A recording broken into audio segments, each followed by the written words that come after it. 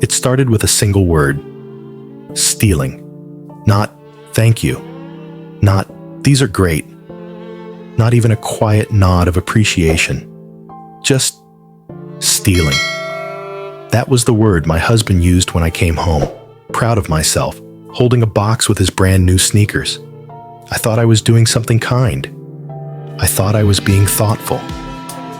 The shoes were on sale, an insanely low price for the brand he liked. He needed new sneakers.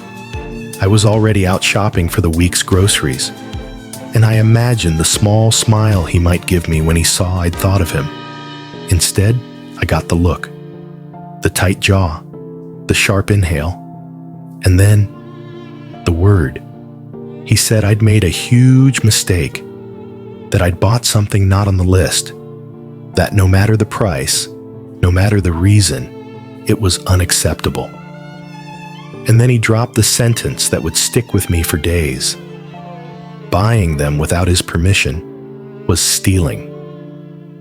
Let me rewind. I'm 29. I stay home with our preschool-aged kids. My husband is 36. He's the breadwinner. He pays the mortgage, the bills, everything the household needs. He's always been the one who manages the budget. He has categories for everything: mortgage, food, kids, household expenses.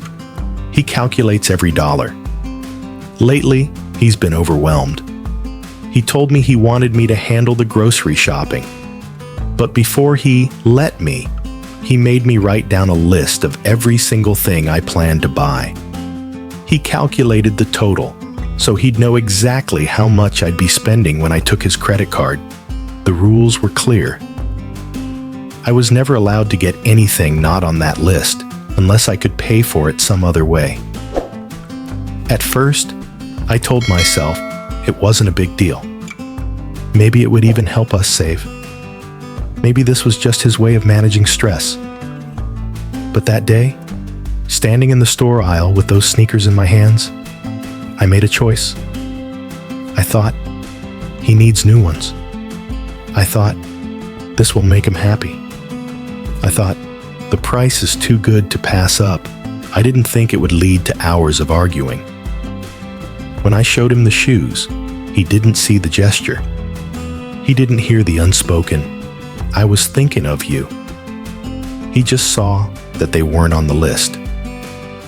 And in his mind, that made me reckless and dishonest. He said it was proof that I couldn't be trusted with money, proof of why I no longer had an income. He said my spending habits needed a grip. It's hard to explain the sting of that. You can tell yourself it's just about money, that he's just stressed. But when someone calls you a thief in your own home, when the crime is buying them something they need, it cuts deeper. That night, I sat with the box in the corner of the kitchen, his words echoing in my head. The next day, I returned them. I didn't just take them back. I made sure the refund went straight onto his card. I thought, fine. If it was a mistake, I'll correct it. When he came home and saw they were gone, he exploded. He couldn't believe I'd actually returned them. He called me petty, childish. He told me he'd wanted them after all, and now they were gone, sold to someone else. I reminded him of what he'd said, that he'd accused me of stealing, that I was just undoing the damage he claimed I'd done. But he didn't hear it, or maybe he didn't want to. He yelled again, this time about my nerve, about calling it a nice gesture when I'd used his money. I told him he had no right to yell after I'd made things right, after I'd put the money back. He didn't answer. He just grabbed his things, slammed the door, and went out with his friends. He came home late. He didn't speak to me. And I sat there, in the silence, wondering what had just happened. Was I wrong to buy the shoes? Sure, they weren't on the list, But were they really worth being called a thief? Was returning them really so wrong? I keep thinking about the fact that I'm not allowed to spend $1 outside of a pre-approved list unless I have my own money I don't have. I keep thinking about how any small, independent decision gets met with anger. I didn't buy the sneakers for myself. I didn't buy them for the kids. I bought them for him. And somehow, I ended up the villain. So, am I the asshole? Here's what I can't stop turning over in my head. This wasn't about sneakers. Not really. This was about control. About rules that only go one way. About the way the air changes in a room when you realize there's no right answer. When you're wrong if you do, and wrong if you don't. If I kept the shoes, I was irresponsible. If I returned them, I was petty. In both cases, I was still the problem. That's the part that lingers. The no-win situations. The shifting goalposts.